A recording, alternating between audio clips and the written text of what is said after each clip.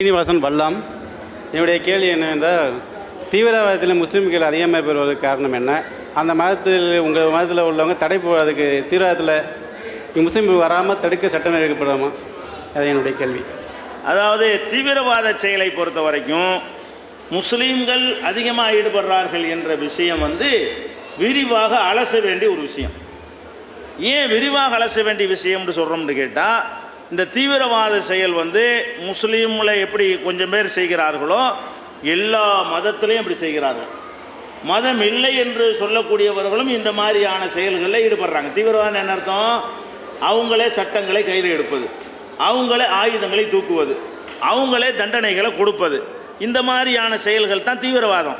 அரசாங்கம் செய்கிற வேலையெல்லாம் நான் செய்வேன் அப்படின்னு எடுத்துக்கொள்வார்களே, ஆனால் அதைத்தான் நம்ம தீவிரவாதம்னு சொல்கிறோம்.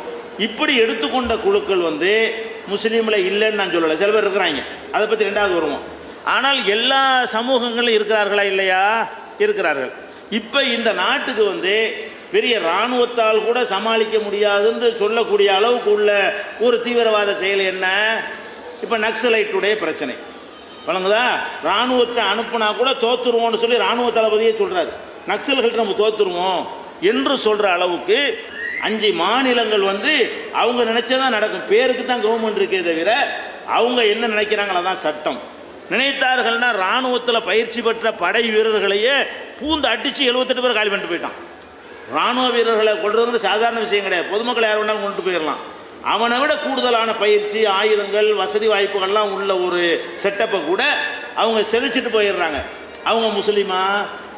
அவங்க இப்போ ஆந்திராவில் நக்சல் இருக்கிறாங்க, பாதி ஸ்டேட் அவங்க கையில் இருக்குது, பீகாரில் இருக்கிறாங்க, அது மாதிரி பல மாநிலங்களில், மேற்கு வங்காளத்தில் இருக்கிறாங்க. அப்போ பல மாநிலங்களில் இந்த தீவிரவாதிகள் இருக்கிறாங்களே, அவங்கெல்லாம் முஸ்லீம் கிடையாது. இதே மாதிரியான இந்த குண்டு வைக்கிறது, ஆட்களை கொல்றது, இந்த வேலைகளை தான் அவங்க செஞ்சுக்கிட்டு இருக்கிறாங்க. அப்போ அதை பற்றி நம்ம மதத்தில் சம்மந்தப்படுத்தி பேசலை.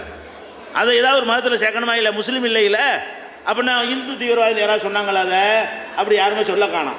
அதில் முஸ்லீம் செஞ்சால் மட்டும் என்ன பண்ணுறாங்கன்னா முஸ்லீமை சேர்த்து விட்டுறாங்க பக்கத்தில். அதான் குழப்பத்துக்கு காரணம். முஸ்லீம்களை எவனாச்சும் ஒருத்தன் செஞ்சால் இஸ்லாத்துக்கு சம்மந்தம் இல்லாட்டாலும் மீடியாக்களில் எப்படி போட்டு விட்டுறாங்க, பேப்பரில், டிவிலாம், முஸ்லீம் தீவிரவாதிம்பாங்க. மற்ற தீவிரவாதிகளுக்கு அவங்களுடைய மதத்தை கோர்க்க மாட்டாங்க, சும்மா நக்சல் தீவிரவாதின்றுவாங்க. அது மாதிரி போடோ தீவிரவாதின்னு இருக்கிறாங்க, உள்பா தீவிரவாதின்னு இருக்காங்க. அஸ்ஸாமில், மேகாலயாவில், நாகாலாந்துலாம் இந்த மாதிரியான செயல்களில் இறங்கிட்டு தான் இருக்கிறாங்க. அவங்களுக்கு என்ன பேர்? அவங்களுக்கு அந்த மேகாலயா தீவிரவாதி தான், உள்பா தீவிரவாதி தான். அவங்களுக்கு ஒரு மதம் இருக்குன்னு அதை சொல்லலாம்னு சொல்ல மாட்டாங்க. அப்போ இப்படி நாடு முழுவதும் காஷ்மீரில் மட்டும் இவன் முஸ்லீமில் 4 பேர் இருக்கான்னு சொன்னால், மீதி உள்ள 8 மாநிலங்களில் பலதரப்பட்ட தீவிரவாத குழுக்கள் அரசாங்கத்துக்கு சவால் விட்டுட்டு இருக்கிறாங்க. அப்போ அதுதான் அதிகமாக கூட இருக்கிறது. ஆனாலும் முஸ்லீமோட சேர்த்து பேப்பரில் போடுறதுனால தான் முஸ்லீம்கள் அதிகமாக இருக்கிறார்கள்ங்கிற ஒரு சித்திரம் உண்டாக்கப்பட்டுருச்சு. இப்போ இலங்கையில் ஒரு விடுதலை புலின்னு இருந்தாங்க. அவங்க நோக்கம் சரியா தவறாங்கிறதுக்குள்ளே நான் போகவில்லை. ஆனால் அவங்க தனி நாடு வேணும் என்பதற்காக வேண்டி அவங்க செஞ்ச செயலுக்கு என்ன பேர்? அவங்க குண்டு வச்சாங்களா இல்லையா? பல மந்திரிகளை கொன்றாங்களா இல்லையா? விமான நிலையத்தில் போய் கூட தாக்குதல் பண்ணாங்களா இல்லையா? நம்ம நாட்டு பிரதமரை கூட கொலை செஞ்சாங்களா இல்லையா? அப்போ இதான தீவிரவாத செயலுங்கிறது. அதையும் மதத்தோடு சேர்க்கலை, எல்லாரும் தானே செய்கிறாங்க. இப்படி உலகம் பூரா நடந்துக்கிட்டு இருக்கிறது. அது என்னவோ தெரியல. மீடியாக்கள் என்ன பண்ணுறாங்கன்னா, முஸ்லீமில் 4 கிறுக்கன் ஏதாவது செஞ்சுட்டாங்கன்னா அந்த கிறுக்கனுக்கு ஒரு இயக்கம் ஏதாவது இருக்குது, அந்த பேரை சொல்லிட்டு போயிடலாம். லஷ்கர் தைபான்னு சொல்லிட்டு போங்க, அல்ல அவனுக்குன்னு ஏதாவது பேர் வச்சுருப்பான்ல அதை சொல்லிட்டு போங்க.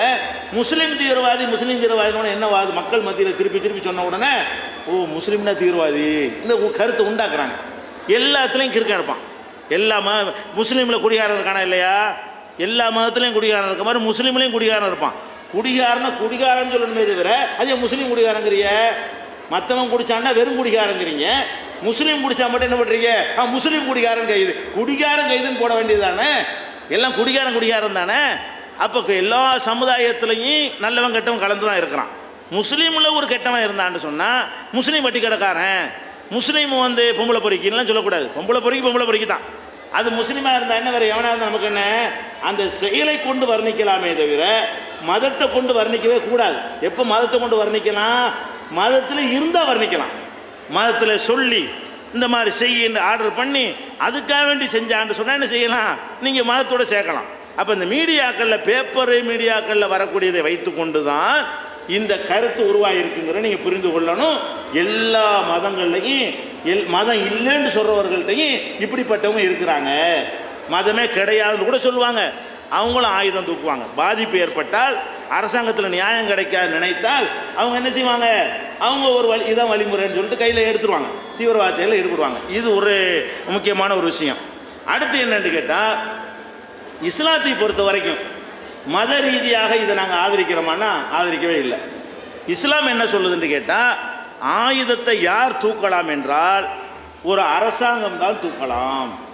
இஸ்லாத்தில் அதுக்கு பேர் தான் ஜிஹாதுன்னா என்ன தெரியுமா, ஒரு கவர்மெண்ட்டில் இருந்து நாட்டு மக்களை பாதுகாப்பதற்காக வேண்டி போர் செய்கிறாங்கல்ல, அதுக்கு பேர் ஜிஹாத்.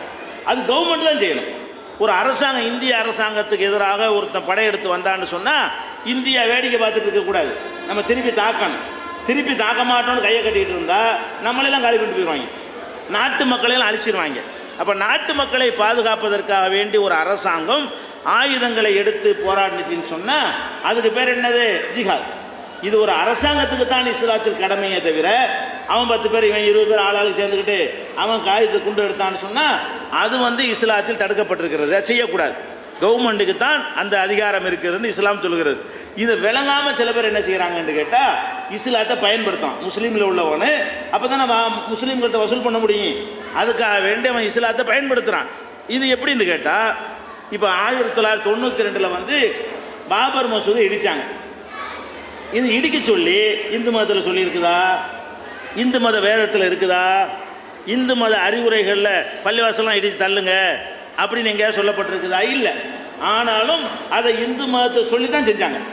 இந்து மதத்துக்கு சம்மந்தம் இல்லை, ஆனால் அதை செஞ்சவர்கள் எதை சொல்லி செஞ்சாங்க, இந்து மதத்தோடு சம்மந்தப்படுத்தி கொண்டால்தான் அந்த மக்கள்கிட்ட நம்ம ஒரு சப்போர்ட்டை கிடைக்கும், பொருளாதாரம் திரட்டலாம். அதே மாதிரி தான் எங்களில் உள்ளவன் என்ன பண்ணுறான்னு கேட்டால், அவனாக செய்யக்கூடிய ஒரு காரியத்துக்கு இஸ்லாத்தை எழுத்து போட்டுக்கிறான், இஸ்லாத்தின் முத்திரையை குத்திக்கிறான். அதுதான் விஷயமே தவிர இஸ்லாம் மார்க்கத்தில் இதுக்கு அனுமதி கிடையாது. இப்போ நாங்கள் என்ன பண்ணுறோம், எங்கள் மக்களுக்கு இது மாதிரியான அரங்கத்தில் கூட்டி வைத்து இந்த மாதிரி சிந்தனைக்கு நீங்கள் வரக்கூடாது, உங்களுக்கு எவ்வளோ பெரிய பாதிப்பு இந்த நாட்டில் ஏற்பட்டாலும் 2 வழியில் தான் நீங்கள் போராட வேண்டும். எங்கள் மக்களுக்கு நான் கற்றுக் கொடுக்குறோம். ஒன்று, கோர்ட்டுக்கு போ. ஒரு ஊரில் போலீஸ்கார் அநியாயமாக நடந்தாரா, அல்லது உங்களுக்கு நியாயம் கிடைக்கலையா, ஒரு கலவரம் நடந்து போச்சா, நியாயம் கிடைக்கலையா, ஒன்று கோர்ட்டுக்கு போ, இல்லாட்டி ஜனநாயக வழியில் போராட்டம் பண்ண. அரசாங்கத்தை எதிர்த்து என்ன செய்ய, ரோட்டில் உட்காரு. அரசாங்கத்துக்கும் உனக்கு தான் ஃபைட் இருக்கணுமே தவிர ஃபைட்டு மக்களோடு இருக்கக்கூடாது.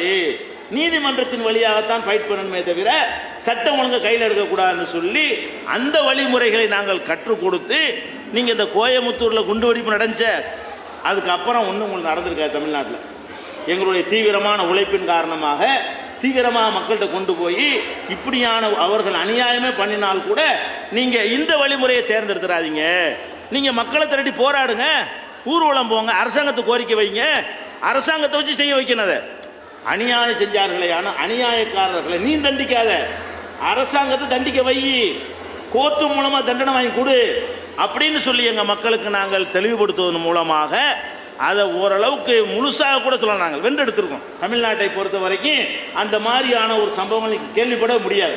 அதுக்கு நாங்கள் கடுமையாக உள்ளுக்குள்ளே உழைத்து கொண்டு தான் இருக்கிறோம்.